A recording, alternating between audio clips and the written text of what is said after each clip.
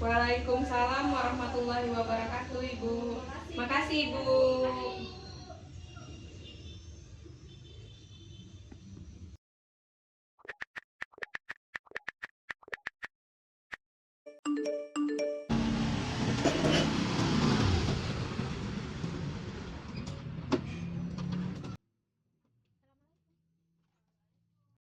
Assalamualaikum. Waalaikumsalam. Oh, ini sudah sampai? Iya, barusan.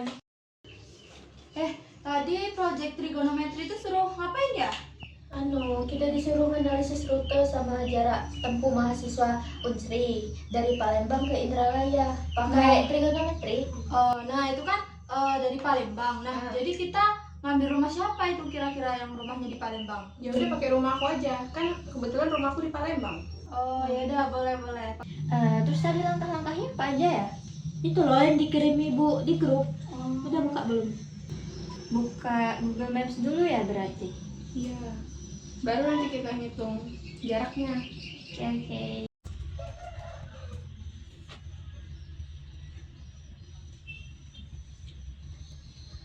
Titiknya di mana nih? Cari aja nih Kak Alfa.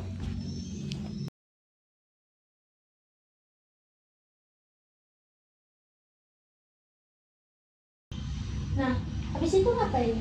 Nah, kita klik tujuannya Kampus Unsri Indralaya ini. Nah, kita cari jaraknya saat memakai tol dan juga jarak saat memakai jalan biasa. Cari juga waktu tempuh, koordinat lintang bujur dari kedua titik tadi, dari titik rumah Nabila ke Kampus Unsri Indralaya ini tadi. Berarti kalau kita mau cari jarak via tol sama jalan biasa, kita harus pilih dulu rute di sini. Terus tentuin titik awal. Titik awalnya tadi rumah Nabila kan? Ya. Nih, terus tujuan akhirnya Kampus Unsri Indralaya. Nah, udah ada nih. Terus ini titik koordinat lintang bujurnya di mana ya? Kalau Kampus Unsri, kita klik kanan, ini koordinatnya. Terus tadi kalau rumah Zahra berarti di sini. Nah, sini biar aku catat. Berapa tadi? Kalau via tol itu jaraknya 51,2 km, waktu tempuhnya itu 1 jam 13 menit. Kalau via jalan biasa itu jaraknya 48,8 km, waktu tempuhnya 1 jam 18 menit. Nah, udah. Nah, habis ini langkahnya ngapain? Langkah keduanya buat segitiga. Titik A-nya itu tempat tinggal. Terus B itu titik pertemuan jalur. Di sini flyover Keramasan. Yang C-nya Kampus Unsri Indralaya. Udah itu hitung sudut antara dua rute serta jarak lurus antara A dan C menggunakan hukum trigonometri. Buat segitiga berarti dari tempat tinggal ini titik A, terus kita klik kanan, terus pilih ukur jarak. Titik B-nya tadi flyover Keramasan ya? Ini terus C-nya Kampus Unsri. Ini nih. Terus balik lagi ke rumah. Jadi ngitung sudutnya tadi pakai rumus apa? Nah, ini kan aku lihat di buku trigonometri yang dikirim Ibu, itu di chapter 7 mengenai segitiga. Nah, ini ada 7.2. Nah, kita bisa pakai rumus ini nih. Soalnya kan dia kan jarak A, B, B, C, C, A tadi kan ketahui. Nah, kita bisa nih pakai rumus ini. Coba catat. Pertama, untuk mempermudah pencarian sudut, kita buat dulu segitiga. Dengan A ini adalah titik rumah, B titik Keramasan, dan C ini titik Unsri. Nah, jaraknya ini yang telah kita ketahui di Google Maps kemarin, kita bisa menggunakan rumus ini yang terletak pada chapter 7 di buku trigonometri. Nah, langsung saja untuk mencari sudut B-nya, kita menggunakan rumus cos B ini. Kita masukkan, kita substitusikan A kuadratnya, C kuadratnya, B kuadratnya. Selanjutnya kita operasikan perhitungannya dan didapatlah nanti B-nya itu sama dengan cos inverse 0,3426 dan sudut B-nya itu 110,03 derajat. Selanjutnya kita juga bisa mencari sudut A-nya sama menggunakan rumus tadi dan caranya sama. Didapatlah sudut A-nya yaitu 37,33 derajat dan sudut C-nya juga sama. Kita operasikan dan didapatlah sudut C-nya yaitu 32,64 derajat. Sehingga bisa kita jumlahkan sudut ABC-nya yaitu tepat 180 derajat dan benar karena jumlah sudut dalam segitiga ada 180 derajat. Selanjutnya kita bisa mencari panjang AC atau juga sisi B-nya. dengan menggunakan rumus yang telah diketahui dua sisi dan satu sudut. Kita substitusikan nilai AC dan cos B-nya, terus operasikan perhitungannya, dan didapatlah sisi B-nya yaitu 33,54. Nah, udah selesai nih, udah dapet. Terus gimana? Kita mau lanjut atau selesai dulu? Udahlah, udah capek, udah mau maghrib, pulang aja. Lanjut besok diri ya. Besok, ya, Oke. beresin yuk.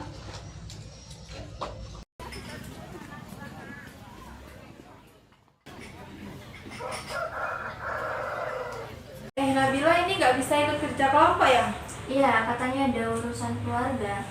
Ya udah, kalau gitu kita bagi aja. Dia bagian poster, kita lanjutin ini. Boleh. Kemarin sampai langkah 2, berarti sekarang kita langkah 3 itu visualisasi. Gunakan GeoGebra untuk menggambar segitiga dan Desmos untuk menampilkan grafik fungsi.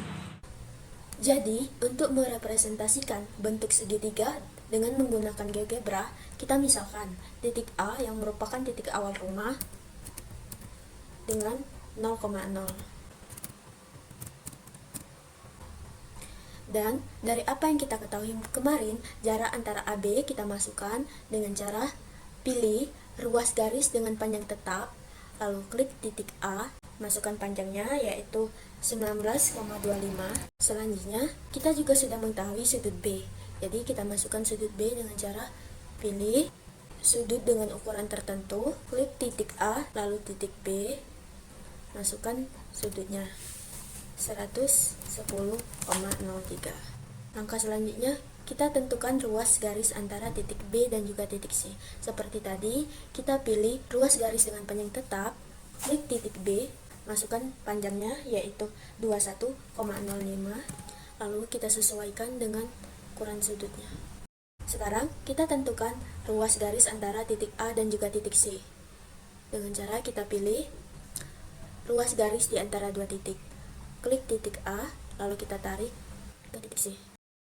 Sekarang sudah terbentuk segitiga. Nah, jika kita ingin mengetahui jarak antara titik, kita bisa pilih jarak atau panjang. Klik titik yang ingin diketahui, yaitu titik A dan B, lalu titik B dan C, lalu titik A dan juga C. Nah, jadi ini adalah representasi bentuk segitiga dengan cara menggunakan GeoGebra. Buat grafik pada Desmos, kita itu memerlukan fungsi di mana pada rute jalan biasa kemarin sudah kita dapat jarak dan waktunya. Jaraknya itu 48,8 km dan waktunya itu 1 jam 18 menit. Ini sama dengan 1,3 jam. Nah, kita itu dalam menentukan fungsinya bisa menggunakan rumus gerak lurus beraturan, di mana rumusnya yaitu S sama dengan V dikali T, di mana S-nya itu adalah jarak, V-nya itu adalah kecepatan, dan T-nya itu adalah waktu. Karena kita mencari kecepatan, maka kita manipulasi rumus ini, kita pindah ruaskan, didapatlah V sama dengan S per T. Maka tinggal kita substitusikan nilai S dan juga T-nya, jarak dan waktunya, didapatlah kecepatannya yaitu 37,54 km per jam. Fungsi gerak itu biasanya dituliskan jarak sebagai fungsi dari waktu. Maka didapatlah fungsi jarak via jalan biasanya itu yaitu S jalan, jarak jalannya itu dalam kurung T sama dengan 37,54 dikali T. Nah, selanjutnya fungsi dari rute jalan tol. Diketahui jarak dan waktunya kemarin, kita juga sama menggunakan rumus gerak lurus beraturan.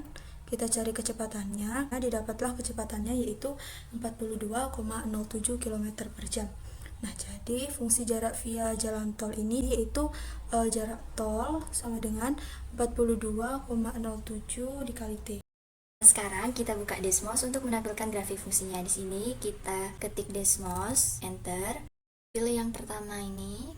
Setelah itu, masukkan grafik fungsi yang sudah kita dapat. Pertama itu grafik fungsi untuk jalan biasa dulu ya. Sini. Nah, ini grafik fungsi untuk jarak melalui jalan biasa. Selanjutnya untuk yang jalan tol, ganti kecepatannya. Nah, ini untuk yang jalan tol dan jalan biasa. Jalan tol ini yang warna biru, sedangkan jalan biasa yang warna merah. Untuk menentukan efisiensi rute dari sisi jarak dan waktu, kita bisa lihat dari kemiringan grafiknya.